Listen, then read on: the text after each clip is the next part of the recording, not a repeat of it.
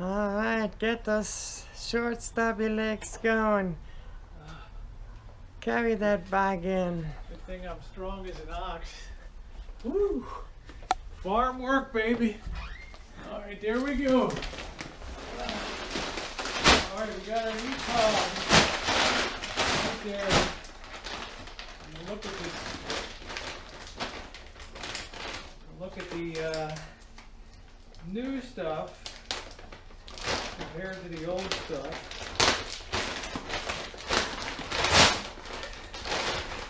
See, there's a big difference if you come in. Big difference between That's the new light and nice, and that's dark and funky, and old. ugly and old. So Nice. ooh, only 14 and a half for the bag. So all right, well, you got the water boiling, so yeah, good to go. I'll get the pot over here and we'll put our grains in. Let's get that to a nice rolling boil now. Woo. Domino, what are you doing, huh? I'm going to do 2 really heaping pots of this. Be careful pouring the grains in. There's one. Watch out, Domino. That's going to boil up a little bit here. Domino, you're not It's not for you. not for you, babe. Not for you, big boy.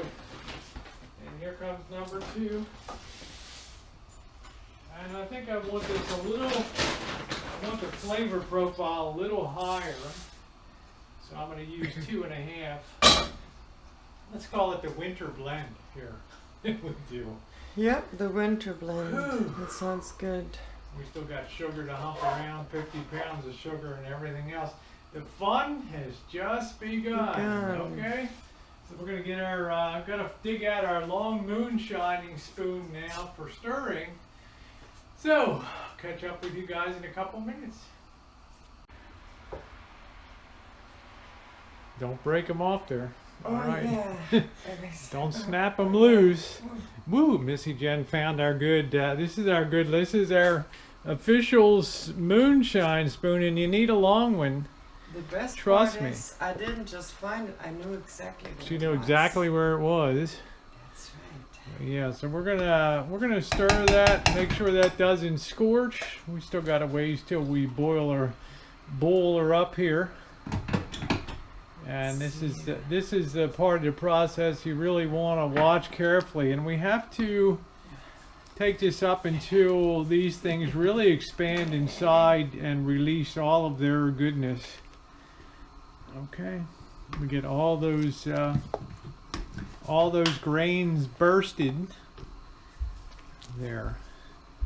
I always said this stuff tasted good for breakfast food, and everybody always laughed at me.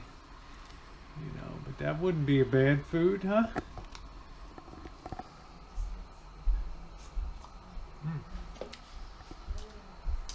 Those horses don't know how lucky they are. Woo! Now keep that stirring. You know, if it scorches, you've ruined the whole batch. So, okay, this is going to get nice and thick here. It's going to be a great base for flavor.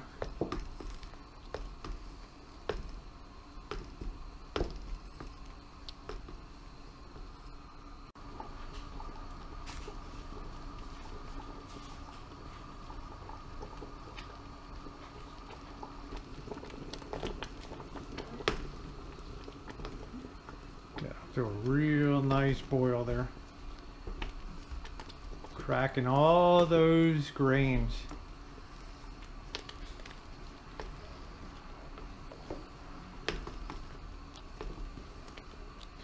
All that starch gets released. That's what thickens it up. After it's come to a full boil and it's on low simmer, then I like to turn it off for 5-10 minutes just to let all the grains expand more and release all that goodness. Look out, really. Ooh, why is Millie all wet? Alright, there we go. Make sure you're gloved up and protected for this part of the process here. Nice hot grains down there. Alright. Get back, Domino. Get back. Get back, shush. Keep the camera on here. There we go. It's probably better view from standing over there. Alright. We're just getting all of our grains in.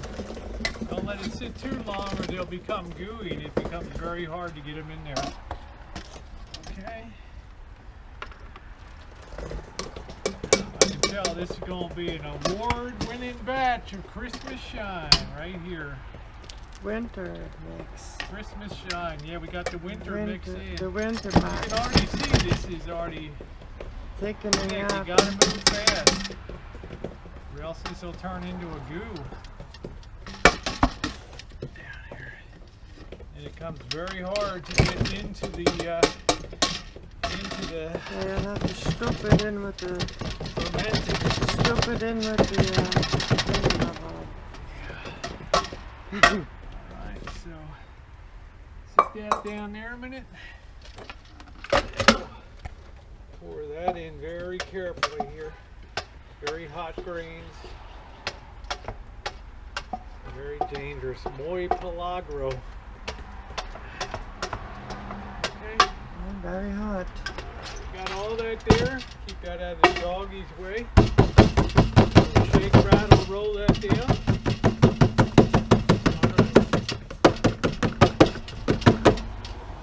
Alright, there we go. Now we're going to grab our hose and we're going to start filling her up about halfway here. Let me go grab that now. And then we're going to go prepare our yeast bomb. Very important. Get this sprayed out before this gets all stepped up and difficult to clean.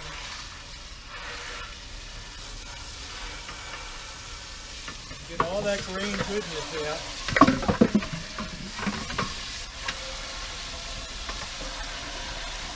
So usually I wear a bikini for this because it's a mess, right? Alright, so I'm going to pour this in here. Cool enough to handle.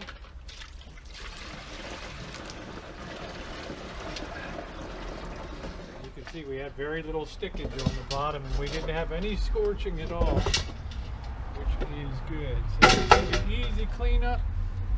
Now we're going to go ahead and take her up to about 22 gallons, right to about there. Actually, we're going to go ahead and add our sugar now. So see you in a minute. We're going to get that ready to go.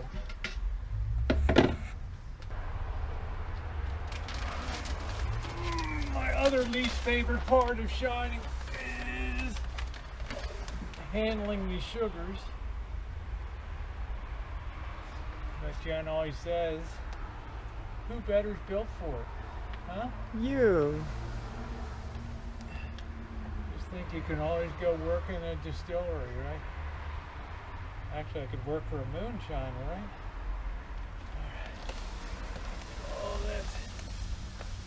All that goodness, and I try not to overflow it. I don't really have to worry about ants this time of year, but neatness does count in Missy Jen's world. Absolutely.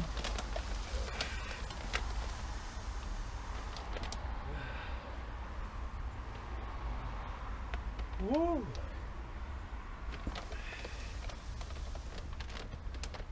Got a minute. Should really put it in with a drop. Should have put the sugar down first, but it's all good. Oh, there's our first overflow. Come on now. Get out of there. Get on out of there.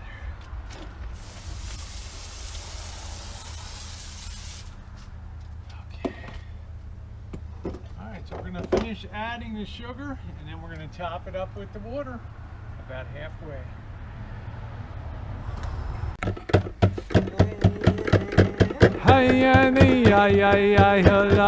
This is Missy Jen. She calls this a Native American dance here when we're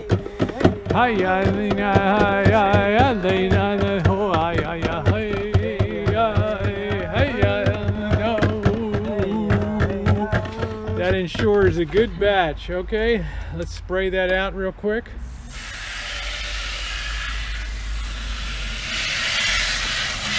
And then we can remove that to clean up too. All right, excelente.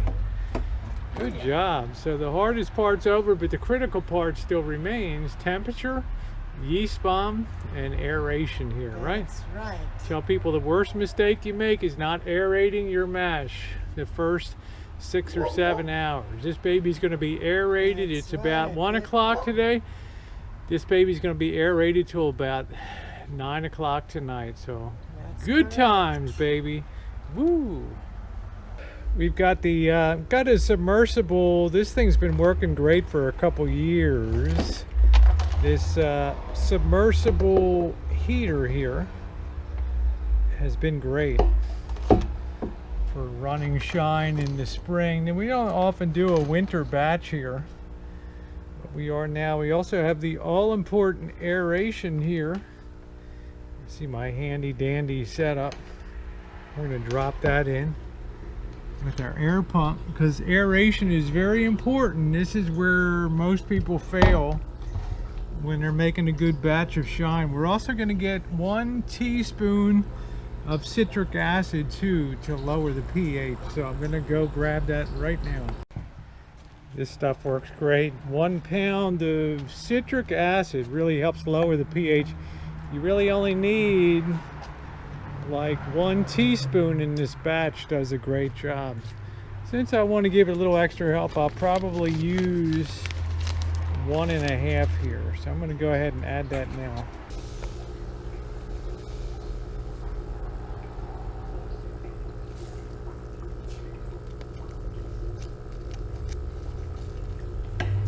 There we go. That's very powerful, very potent, this stuff. So you don't need a lot of it.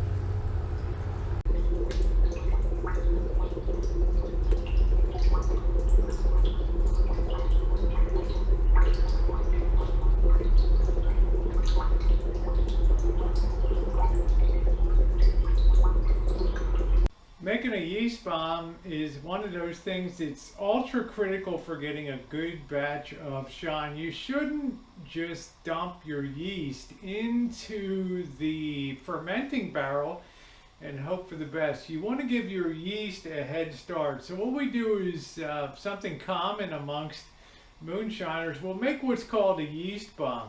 We'll put a little bit of grain in here. We'll get this up to a boil again, and add some grain in, make a little mini mixture here, and then add the water in, get our temperature right, and then we'll go ahead and add a cup of yeast in, and we'll allow that to foam. We'll also take some sugar and add about 1/4 cup of sugar too, and that'll really make super happy yeast, guaranteed.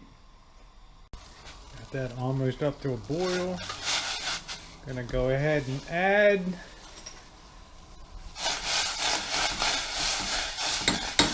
our grains here, and then I'm gonna grab a little bit of sugar too, and I'm gonna throw that in so I can get the top off without knocking sugar everywhere. And that should be like equivalent sweetness, or just about, you know, it doesn't have to be perfect, just to sweeten it up, to give this yeast bomb a little bit of something to grab onto here. And don't ever think about adding your yeast in here until the temperature is correct. No more than about 105 degrees or so, okay, or else you might kill your yeast. So we're going to let that boil a couple minutes. This is, you know, 115 degrees is okay. You know, it's Yeah, just have a nice thermometer in there. I'm going to go ahead and add 1 cup of Red Star yeast now. All right, I'm getting my container of yeast out, which is buried in the bag here. If I get this out. All right, we got that. Let me turn down my cell phone here so I don't hear myself here. Okay, there we go. I'm going to go ahead and add 1 cup of our Red Star yeast here. It doesn't have to be perfect. And we'll let that do its thing, okay? Let that just dissolve and find its own way down there. This will complete our yeast bomb, and when this is nice and happy and foaming like crazy, then it'll be ready to go in. Okay. Just let our yeast work around the top a little bit. And it's going to be some happy yeast. You can stir it in a little bit. It's going to be a little funky at first, but it'll settle down and all that yeast will be good and activated. You'll have some super happy yeast that are ready to get on the job and make you some excellent shine. Okay, guaranteed. Let's get all that goodness. You can see it's already happy. It's starting to do its thing already. Good. We're just trying to break up the clumps of yeast here and get all that working. Wow, you don't think that's a happy yeast? Woo, look at that. That's some of the happiest yeast you will ever see on planet Earth. Right there. If we get our hose, wherever the end of that is, get this cleaned off a little bit here.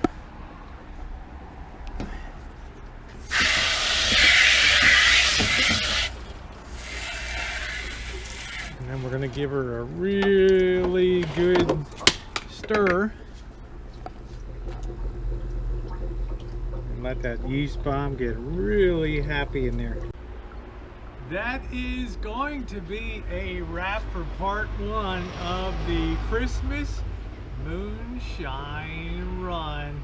And like I say, if you expect to tune in here and see some kind of pristine setup of laboratory cleanliness and all that, forget about it. This, you know, this is not candy-ass moonshining, okay? This is the real deal right here. So I'm going to see you in about 10 days to 2 weeks, and I'm going to let this go and be aerated for about 6 or 7 hours, maybe even 8 hours here. I've got the heater in to maintain a pretty constant temperature here. And I'm thinking that we should be able to get a pretty good batch of shine out of here.